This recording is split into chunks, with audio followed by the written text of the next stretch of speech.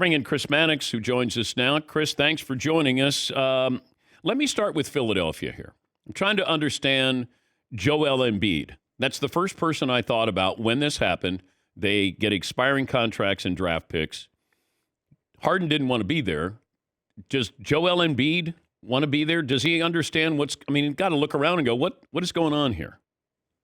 I think Joel Embiid is probably relieved to some degree that this is over before it could get any uglier in Philadelphia. Now, whether or not Joel Embiid becomes happy almost entirely depends on what Philadelphia does next.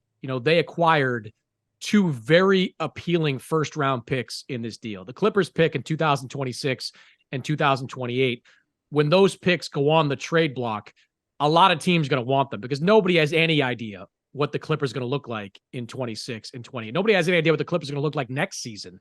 So those will be valuable in a trade. And, two names I've heard from people around the league already that Philadelphia will likely look into: Zach LaVine in Chicago. The Bulls, we already kind of know they're going nowhere. And the Raptors have been, kind of on the precipice of rebuilding for over a year now. So if the Sixers can go out and get one of those two players or somebody else along those lines, I think Joel Embiid would be ecstatic. I mean, he's already got a really good running mate in Tyrese Maxey, who looks like he's ready to take that all-star step this season. If they get one more player, and LaVine and Anunoby both do different things. LaVine solves the problem of an extra scorer and a ball handler. Anunoby is someone they can throw at Milwaukee and Boston in the postseason in terms of wing defenders. I think that will make Joel Embiid happy. But right now, I think for Joel Embiid, it's probably wait and see what Philadelphia does next. Why do the Clippers want James Harden? The Clippers have always wanted James Harden and or another point guard. They've not been, thrilled with, or comfortable, I guess the better word, with what they have at the point guard position. They really, really wanted Drew Holiday. When Drew Holiday became available, when he was traded to Portland, the Clippers really wanted him. They had some interest in Malcolm Brogdon, but James Harden was the next guy on that list because it gives them a little bit of everything. He can score, he can play make.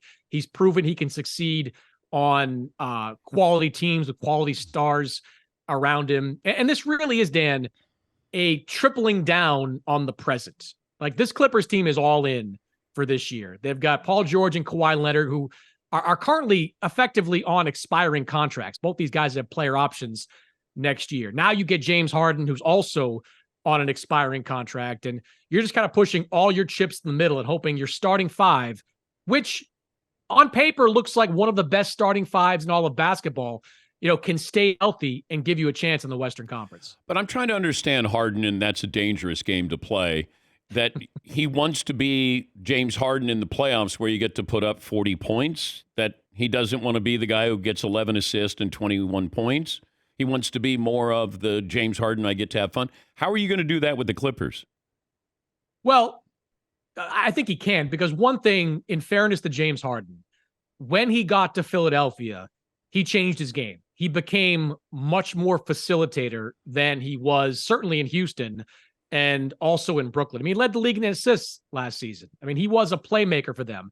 His disappearance in the playoffs, particularly the last two games of that Boston series, was certainly alarming. And that was probably the reason, Philadelphia wasn't willing to go as high on a contract that James Harden would have liked in the offseason. But I think James Harden, if he's happy, which right now, currently at 11 o'clock Eastern on a Tuesday, he is. If he's happy, I think he's going to be a net plus, for the Clippers. I think he's going to find ways to facilitate with that Clippers team. And when it comes down to it, James Harden can always go out and get his shots. And one thing to remember too, Dan, is, load management is, being discouraged, but the Clippers are still going to load manage. I mean, Kawhi Leonard is not going to play 70 games. Neither will Paul George. So James Harden is going to get opportunities during the regular season to be the James Harden of old if he wants to.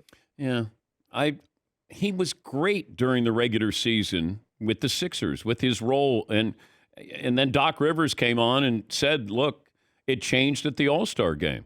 When James wasn't named to the All-Star team, that's when he thinks he wanted to go back and be the James Harden. I'm going to score. I want my shots there. He's going to want to be the same player when he goes to the Clippers. Well, Dan, the only thing I would add, though, is if James Harden screws this up, I don't know where he plays next season. I don't know what the market is for James Harden next season. I mean, the backdrop of all this drama in Philadelphia is that James Harden wanted a multi-year contract. Like, we wouldn't be sitting here having this conversation if the Sixers offered like 3 years and $100 million. The Sixers didn't want to do that, understandably.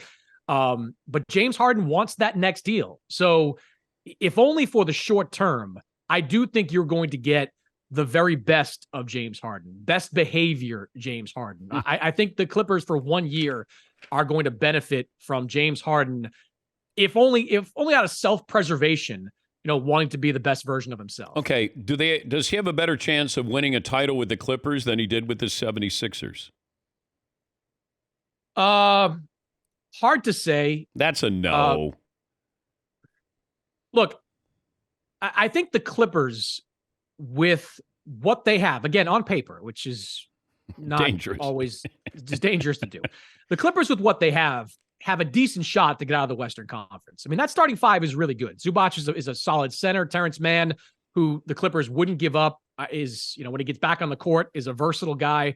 And George and Kawhi, when they've played together, the numbers are outstanding. So if they can keep them on the floor, they've got a chance to get out of the Western Conference. The problem is, you've got two Goliaths right now in the Eastern Conference. Not to say there aren't great teams in the West, but at the moment, two of the Goliaths out there are Boston and Milwaukee. And I don't know if Philadelphia with James Harden could have gotten through either one of those two teams. Could the Clippers with James Harden get through the West?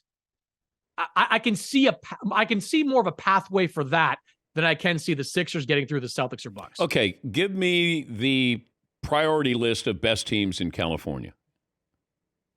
Who's the best team? Who's the best team in California? Golden State's still the best team. I mean, what they did to the Pelicans last night was remarkable. I mean, that was without Klay Thompson, and they just stomped on New Orleans at home. That was a game the Pelicans really wanted to win to show how far they've come. And let me tell you, Dan, I'm not a huge gambler, but I think Chris Paul is like 1,300 to 1 to win sixth man. I'd throw a couple bucks on that. I would. Chris Paul as a sixth man is excellent. I was looking this up this morning, Dan. One of the biggest problems with Golden State the last couple of years has been the on-off minutes with Steph Curry, right? Like, when Curry's off the floor, they've been terrible. When he's on, he's been great. Right now, and it's a small sample size, I grant you, but right now, the on-off minutes dramatically favor the off for Steph Curry. And I think a big part of that is because Chris Paul has been leading that second unit for the last couple of games. You watch that Pelicans game, the first stint Chris Paul had with Steph on the bench, when Steph came back, they were +6. Like, this is a huge difference maker for Golden State. So if you want to make a couple of bucks, whatever you use, whatever your gambling site is, Chris Paul at 1,300 +1,300 feels like a good bet. Okay, so Golden State, best team in the state of California. The second best team is? This is going to end with me like dissing Sacramento, which I don't want to do, but I'm right there neck and neck with the Clippers and the Lakers as number two. Again, injuries are going to decide their fate this year, but I think both those teams are on an even level. And Sacramento, to me, still a cut below, just because I can't trust them defensively, especially in the playoffs. You've got to be, a upper half of the NBA defensive team to really succeed in the playoffs. And I don't know with this group of guys, they're really good. I mean, De'Aaron Fox is awesome. I've been a fan of Keegan Murray, since he was drafted, but they don't have a lot of plus defenders there. And when you don't have a lot of plus defenders, you're going to have trouble winning in the playoffs. Great to talk to you as always, Chris. Safe travels. Thank you. Dan. That's Chris Mannix, Sports Illustrated senior writer. He's got a crush on Chris Paul.